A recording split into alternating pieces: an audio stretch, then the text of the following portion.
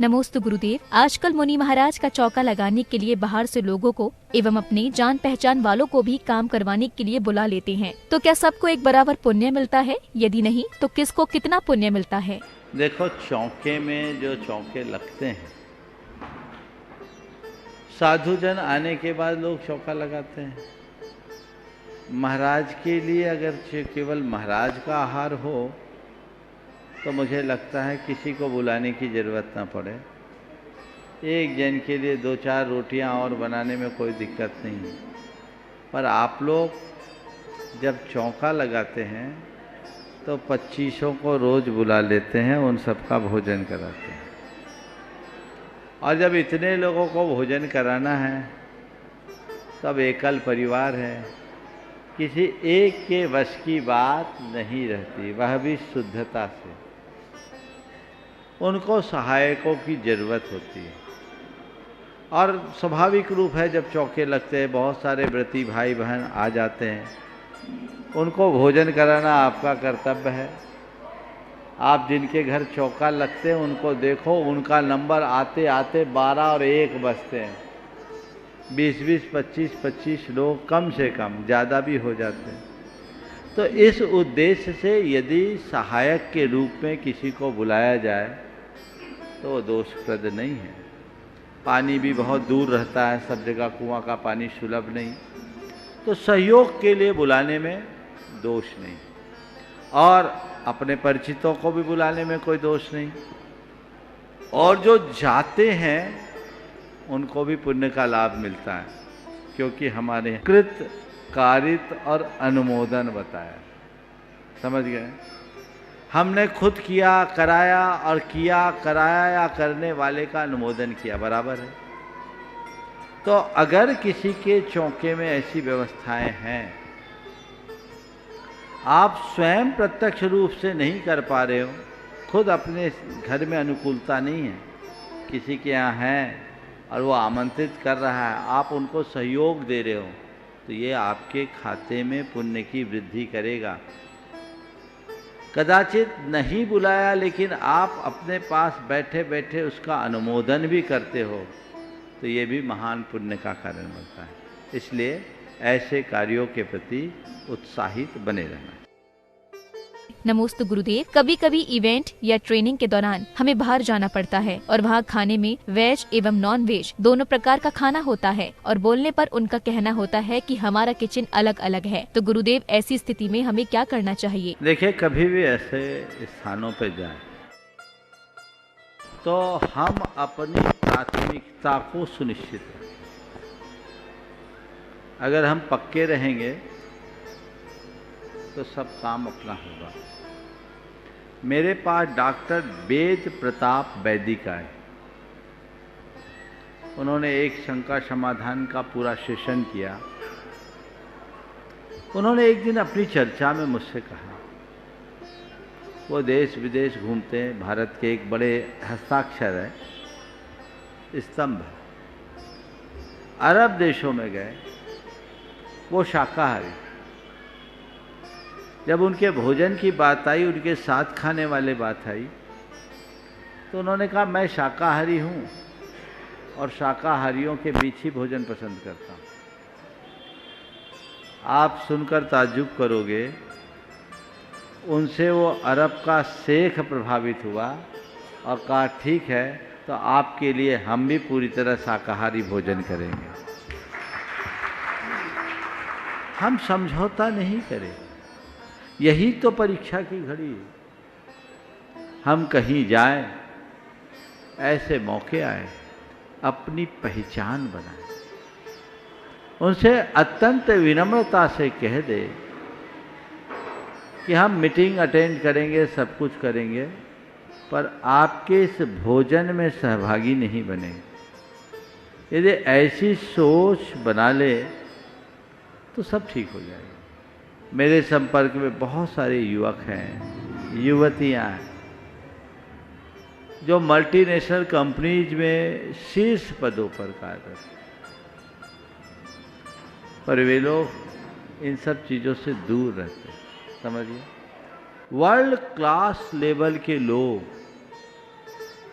जिनको हर सप्ताह भारत से बाहर जाना होता है, वो लोग भी कभी ऐसी चीज़ों के साथ भोजन नहीं करते और उनका रास्ता निकल जाता है। समझ गए?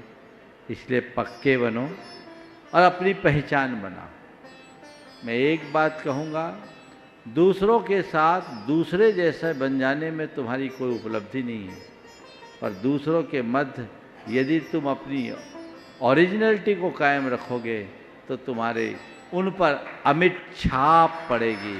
इस बात को ध्यान रखो। नमोस्तु गुरुदेव, क्या अर्घ्य चढ़ाने के बाद भगवान का अभिषेक करना उचित है? तो ऐसा है, इन सब में इतना हार्ड एंड फास्ट रखना ठीक नहीं। कोई नया नवेला आया, अव्वल तो व्यक्ति को पहले आना चाहिए, पर एक आध मिनट का अंतर आया, आ गया, अर्घ चढ़ाते ही चढ़ाते आ गया है, तो अवसर दे देना चाहिए। बल्कि एक सलाह और है, अर्घ चढ़ाने में हड़बड़ी नहीं करना चाहिए। अभिषेक करो, 2 मिनट भगवान की आरती कर लो, उसके बाद अर्घ चढ़ाओ, अभिषेक समापन का। शांति धारा के बाद अर्घ चढ़ा के अभिषेक कर सकते हो, लेकिन अभिषेक समापन का अर्घ चढ़ाने के बाद अभिषेक मत करो। फिर ऐसा व्यक्ति आ जाए तो उसको ये मत बोलो कि अभिषेक नहीं कर सकते, उससे कहो बेटा तू लेट हो गया, चल आज भगवान के चरण छू ले, कल टाइम पर आ जाना, प्रक्षाल तू कर ले, कल टाइम पर आ जाना, उसका भी मन रह जाएगा। शांति धारा हो गई, अब नहीं आ सकते। ये जो पुलिसिया भाषा है ना, कौन सी भाषा, ये भाषा खतरनाक है, इससे बचना चाहिए। नमोस्तु गुरुदेव, जब हम अपने किसी संकल्प में अड़िग रहते हैं तो फिर लोग हमें उस कार्य के लिए इग्नोर करना शुरू कर देते हैं और अक्सर यही सोचते हैं कि वहाँ क्या चल रहा होगा। तो गुरुदेव, इस समस्या को दूर करने के क्या उपाय हैं? देखिए, कई बार ऐसी स्थितियाँ बनती हैं और जहाँ ऐसी स्थितियों की संभावना है उसके बारे में हमें पूर्वानुमान लगा लेना चाहिए और हमें पता है कि वहाँ ऐसा हो सकता है, तो पहले से अपनी मानसिकता तैयार रखनी चाहिए और तय मान करके चलना चाहिए कि वहाँ हमें जाकर क्या करना है और क्या नहीं करना। जो हमें करना है वो हमें कर लेना चाहिए और जो नहीं करना है उसे छोड़ देना चाहिए। समझ गए? तो दुविधा नहीं होगी। आधी अधूरी जानकारी लेकर यदि हम कहीं ऐसी जगह जाते हैं तो मन में ऐसी दुविधाएं आती हैं। पूरी जानकारी है, हमको पता है ये चीज़ें ऐसी होगी, वो मेरे अनुकूल नहीं है, तो या तो हम जाएं ही ना, और अगर जाना जरूरी है तो प्रतिज्ञाबद्ध होकर के जाएं कि हमें उसमें सम्मिलित नहीं होना, हमें उसमें सहभागी नहीं बनना। बहुत सारे लोगों के प्रोफेशन में भी ऐसा हो।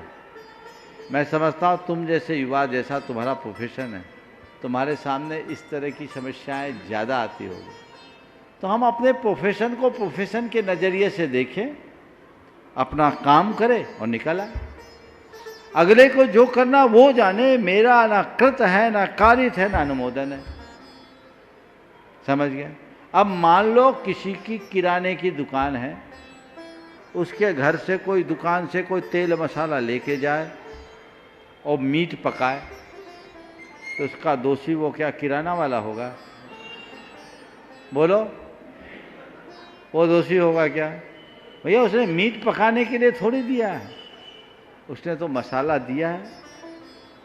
हाँ, अगर वो तुमको ये बोल करके लेता है कि मुझे मीट पकाने का मसाला दो, मीट मसाला दो, तो मत देना, ये माल ही मत बेचना, तो तुम अनुमोदक हो गए। इसी तरह किसी इवेंट में तुम जा रहे हो, वहाँ मान लीजिए ऐसा काम है जो हमारी मर्यादा अनुरूप नहीं है, हमारे धर्म के अनुरूप नहीं है, और वहाँ तुम्हें जाना है, तुम्हारा प्रोफेशन है,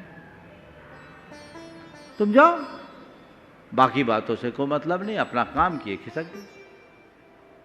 तो मन में दुविधा नहीं होगी, अंदर स्पष्टता होनी चाहिए। अंदर से अगर हम अस्पष्ट होंगे तो ऐसी दुविधा जरूर। नमोस्तु गुरुदेव, क्या जैन समाज के युवाओं को थोड़ा पेशेंस रखकर प्राइवेट सेक्टर के अच्छे पैकेज की ओर न जाकर सिविल सर्विसेज की तैयारी नहीं करनी चाहिए, जिससे वह देश और समाज की सेवा कर सके? बहुत अच्छा प्रस्ताव रखा है आपने। मैं तो ये कहता हूँ हर प्रतिभावान युवक और युवती को सिविल सर्विसेज में जाने की तैयारी करनी चाहिए, कोशिश करनी चाहिए। खासकर उनके लिए जिनकी व्यावसायिक पृष्ठभूमि अच्छी है। इस मानसिकता के साथ सिविल सर्विस की तैयारी करें कि पूरी ताकत से सिविल सर्विस में जाऊंगा, नहीं है तो अपने बाबूजी की गद्दी संभालूंगा। टेंशन क्या है? 3-4 साल मेहनत करें। अभी तुम्हारे यहाँ एक आकाश है, कल दूसरा और तीसरा आकाश भी प्रकट हो सकता है। अभी एक युवा आपके यहाँ का, क्या नाम उसका, बोहरा आज आया था ना, संकल्प बोहरा, अभी झारखंड की पीएससी को निकाला, इंटरव्यू के लिए जा रहा है। पिछले कुछ वर्षों में बिहार से कुछ युवक निकले हैं, सिलेक्ट हुए हैं, ये अच्छी बात। संख्या यहाँ बहुत कम है, इसलिए अन्य राज्यों की तुलना में यहाँ उतने लोग नहीं निकल पाते, लेकिन आवश्यकता यहाँ अधिक है। इसलिए मैं चाहूँगा कि झारखंड के लोग तो आगे आए ही, अन्य प्रदेशों के लोग भी आगे, जिनकी व्यावसायिक पृष्ठभूमि कमजोर और जिनका बौद्धिक स्तर एवरेज है, मैं उनसे ये सलाह नहीं दूंगा कि वो इसमें अपना समय गंवाएं, क्योंकि इसका असर उनके परिवार की अर्थव्यवस्था पर पड़ता है और बहुत सारे बच्चे फिर फ्रस्ट्रेशन के भी शिकार हो जाते हैं। तो उनसे बचना चाहिए, अपने आप को बचाना चाहिए। ये दोनोन चीज़ें ध्यान में रखना चाहिए। अगर मैं कहूँ कि नहीं सिविल सर्विस, बहुत सारे ऐसे बच्चों को देखा, बच्चों और बच्चियों को भी 60-70% का एवरेज मार्क्स लाने वाले कहते हैं मुझे सिविल सर्विस में जाना है। 2-3 साल माथा फोड़ी करते हैं, प्री तक नहीं निकाल पाते, फिर हार जाते। तो वो उचित नहीं। हाँ, ये बात मैं मानता हूँ कि 60-70% लाने वाला भी सिविल सर्विस में टॉपर बन सकता है, लेकिन वो अपवाद है। अपने बौद्धिक स्तर को पहले आप नापिए, और जिन्हें सिविल सर्विस में जाना है वो बचपन से ही धुन जगा ले कि मुझे सिविल सर्विस में ही जाना है और समाज और देश की सेवा करना है। उसके लिए अपनी मानसिक तैयारी रखें। और जो लोग इस क्षेत्र में आकाश की तरह आगे बढ़ें, उनसे समय समय पर मार्गदर्शन दें ताकि आगे बढ़ा जा सके।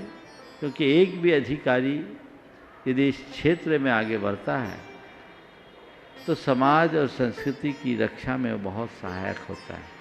हमें इसके लिए बहुत प्रयास करना चाहिए और तत्परता से जुटना चाहिए। नमोस्तु गुरुदेव, डॉक्टर्स को धरती का भगवान कहा जाता है, लेकिन आज कुछ डॉक्टर पैसों के लालच में भगवान से दानव बन रहे हैं। तो गुरुदेव, ऐसे लोगों के जीवन में सकारात्मक रूप से परिवर्तन कैसे होगा?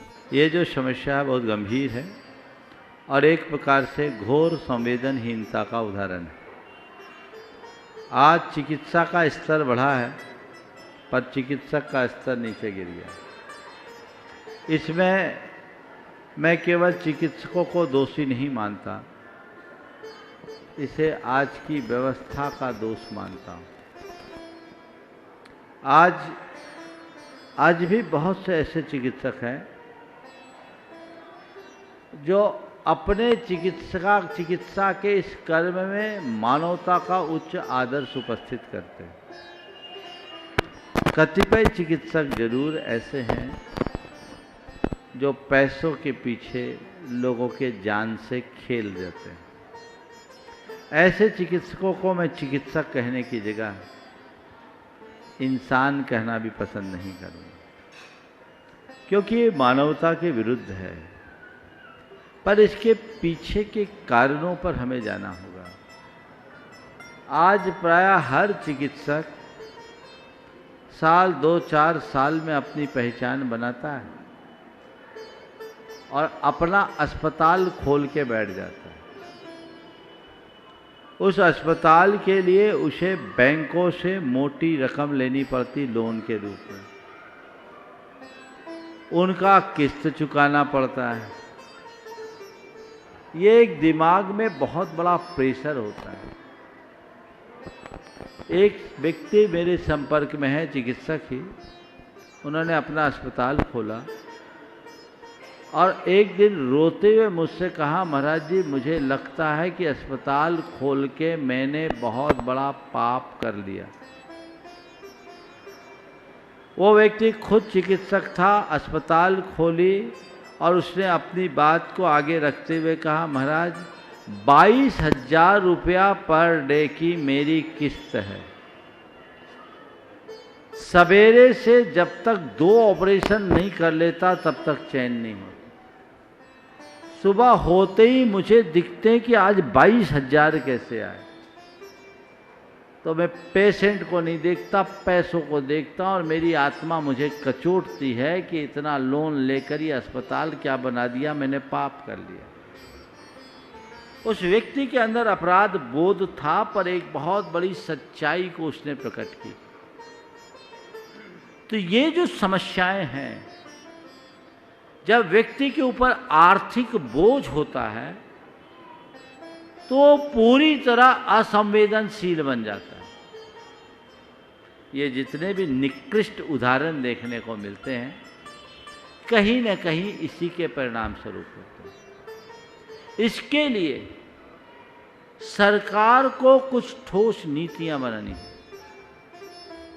जैसे आजकल सरकार शिक्षा के अधिकार पर काम कर रही है, वैसे ही यद्यपि थोड़ा बहुत चालू हुआ आयुष्मान भारत आदि के नाम पर चिकित्सा के अधिकार को और सबल बनाना चाहिए और किसी भी चिकित्सक को अस्पताल खोलने के पहले कुछ खास प्रतिमान पैरामीटर उपस्थित करना चाहिए। ये तो छोटे चिकित्सकों के साथ, जितने बड़े अस्पताल हैं वो भी बहुत महंगे हैं, उनमें भी बहुत मार काट है।